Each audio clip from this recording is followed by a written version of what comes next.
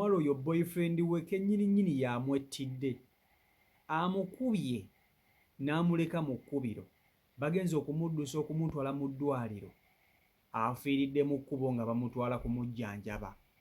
Omuwala oyo abadde yakava ku kyeyo era ng'akasente ke konna konna nga bw'abadde akakola abadde akasindikira mulenzi. Bwe yakomyewo n'ayogera ku nsonga ya ssente zaage wazikolamu ki, omulenzi afunye ensonyi n'obusungu n'akuba girlfriend we ono n'amukuba mpaka bw'amusse era afudde bamutwala mu ddwaliro. Kakati wuliriza, nga sinaba kutuusako vidiyo eno nkusaba vidiyo gimpereka like etambule tuwe ku buli muntu. Omuwala oyo bamuyita Nansamba Shadia. Shadia abadde kadaama nga yakava ku kyeyo. Yakomawo mu mwezi gwali gwa Novemba omwaka oguwedde. Bwe yakomawo yatuukira wa boyfriend we, naye bwe yali ng'ali ku kyeyo ng'ali mu kukola, ssente nga bwe yali azikola buli mwezi yali azisindikira mulenzi. Buli mwezi ng'akwata akasente k'aba afunye omusaala n'akasindikira boyfriend we, era boyfriend we yabadde atereka ssente zino. Kati gye buvuddeko, boyfriend ono nga olwo batandise omusindikira ssente zitandise okuwera, yagamba Shadia nti ayagala kutandika kukola bizinensi. Era omuwala n'amugamba tewali buzibu, osobola okukwata kasente ke nkusindikira n'otandikawo bizinensi, nange nja kgenda okutuuka ng'ate sikoolina ky'okozeewo. Era omuwala ye n'asigaza mulimu gwe gwa kusindikiranga mulenzi ssente, era ssente abadde azisindika.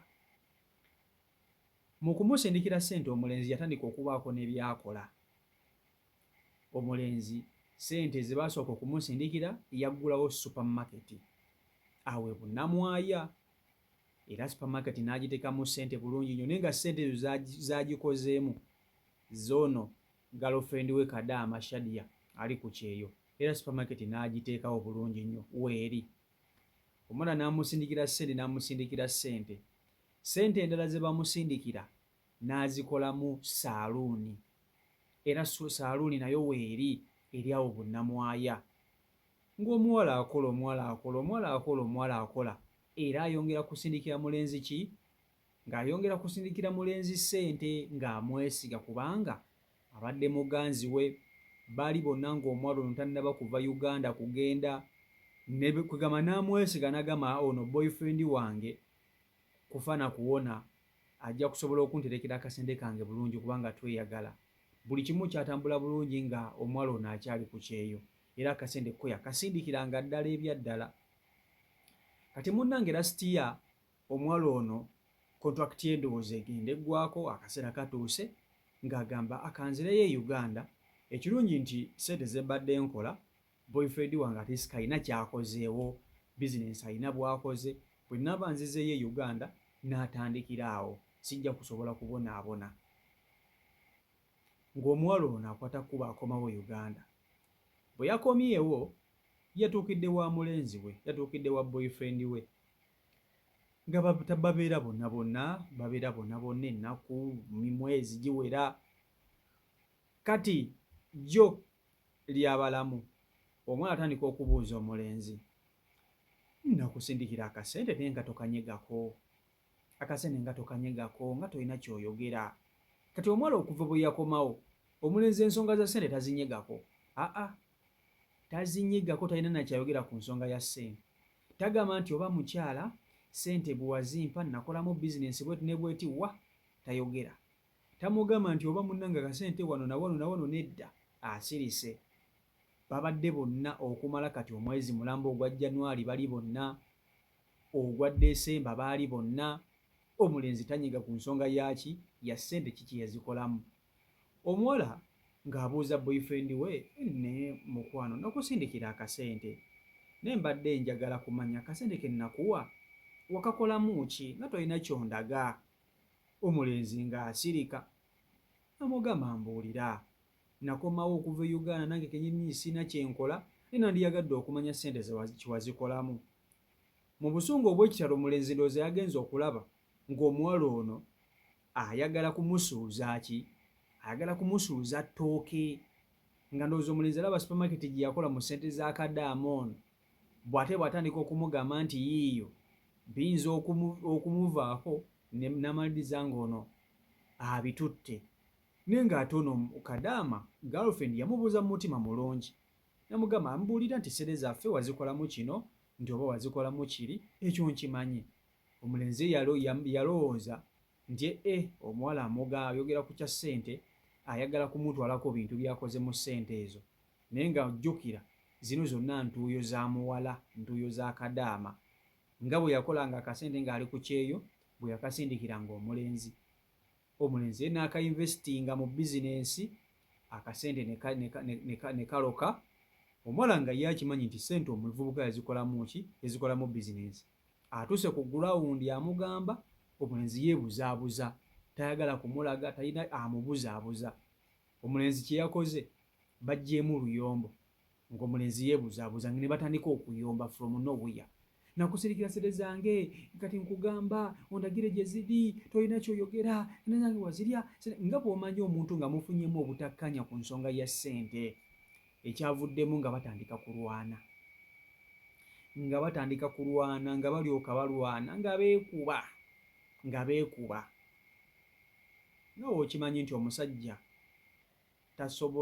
omukazi tasobola kusinga musajja boyfriend yakubye omuwala n'amukuba ebikonde n'amukuba buli kimu n'amukuba ng'amukubisa na nnugu nga muli agamba kankukuba embwa ggwe enkutte nnyabula oleme kuddayo okummanja ssente kankukube nkutte oleme kuddayo kwogera nti ate wansindikira ssente yakubye omuwala n'amusamba n'amukuba buli wamu bwe yamaze okumukuba n'amulekaawo nga ali unconscious omuwala nga agudde awo alambadde omuvubuka n'adduka n'agenda omuvubuka bwe yadduse abaabadde babawulira nga bali mu kwerigaaliga mu nnyumba bazze okujja okutaakiriza nga bawulira olutalo lusirise bangeza okutuuka ku mwana muwala nga mwana muwala ayiriitira buyiriitizi ng'aliko kikuba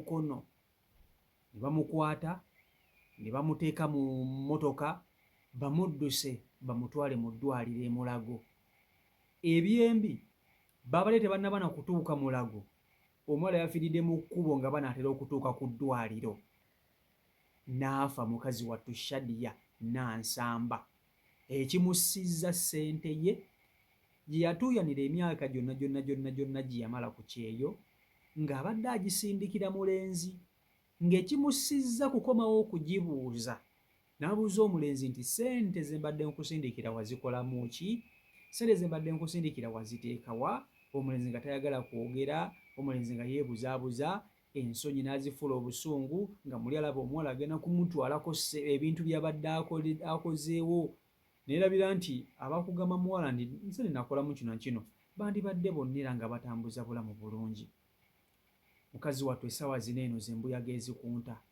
boyfriend bwe yadduse n'ateekako njabala poliisi yamunoonyezza mpaka poliisi bwe yamukutte era kati atemeza mabega ga mitayimbwa abavubuka bano be muganza abasinga obungi balina ebigendererwa byabwe simanyi oba omuwala ono yabadde ayina abaana moono boyfriend oba yabadde bbaawe oba yabadde just boyfriend simanyi naye ng'abawala abasinga beesiga abalenzi naye ku mucyo guno ku mulembe guno omuntu ki akyesiga boyfriend we nti amuterekere ssente nti amuterekere okumuwayo its okay kiri fine boyfriend we bw'oba ng'okola boyfriend we osobola omuwaayo naye okumuteresa kyekizibu tewali kintu kisinga kuba kibi nga kwesiga bantu bano ekintu ekisinga okuba ekirungi gwe ng'omuntu weeterekerenga akasenteko ebisigadde atisiko binaakusanga nga sente zo zeeterekedde naye omuntu avudde e Uganda mubadde mwenna n'agamba ti akangende njiye oba mukyala wo oba girlfriend wo agambe kangende njiye akusindikidde akasente ke bulungi akwesize kiki ekikuleetera okutandika okukyusa mu birowoozo gweyagala okwezza entuuyo za munno kubanga omuwala ono mu kubuuza boyfriend we nti ssente wazikolamu ki yali tagezaako kutwala bintu boyfriend byakoze, wabula nga bw'ategeera ebintu baba balina okubirwaninga bonna kubanga ssente n'entuuyo za muwala nakyo ekivubuka kyakakkanye ku mwana w'abandi ne kiryoka kimutimpula ne kiryoka kimuwuttula ne kiryoka kimuggunda, omuwala ne kimuleka ng'ali awo ayiritira buyitizi ataawa aliko kikuba mukono. Ababadde ebweru balirwana be baawulidde oluyoogaano mu nnyumba nga lususse ne bagamba kabakwate omwana bamutwale mu ddwaliro. Ebyembi nga tebannatuuka mulago, omwana ono ow'obuwala Shadia Nansamba n'afa nga banaatera okumutuusa mu ddwaliro. Kibi nnyo, kibi ddala. Omulenzi baamukutte era kati musibe atemeza amabega ga mitayimbwa. Abaana bano ab'obuwala beerekereza ebintu bingi, abamu famire baazivaako, nagamba nti nze famire yange tombudda famire yange, nze bba wange gwe neesiga mu buli kimu. Famire ne bazeesonyiwa ne yeesiga ggwe omusajja we n'akwesiga. Kumbe ate gwe nawe olina mission ezizo z'oyisaawo. Lwaki oba omutwalira obulamu? Lwaki oba omutwalira obulamu ng'akasente k'omukubirako kake ntuuyo ze? Kale kwe ggamba ebintu bya Katonda byebyo. CEO Michael Uganda YouTube channel kw'oli, mwebale nnyo okuba nti ate mugobera beekumira ku mukutu, mwebale kuba nti ate mufollowinga ssaako n'okuba nti ate mugoberera, ate naba kuba nti ate osubscribinga, genda maaso n'okuba nti ate otwegattako ng'osubscribinga, so okuba nti tutambulira ddala wamu. Baagala nnyo mwenna Omukama Katonda abankuumire, abankolera obulungi obutagambika. Ky'olina okukola ekintu mu kukona mu kapesa ka subscribe, bw'omaliriza kona mu kade akadde ako kajje mu personalize okateeke mu all nti bwe nteekayo vidiyo gw'osooka okugiraba. Baagala nnyo mubeere bulungi, mweraba. Peace and love.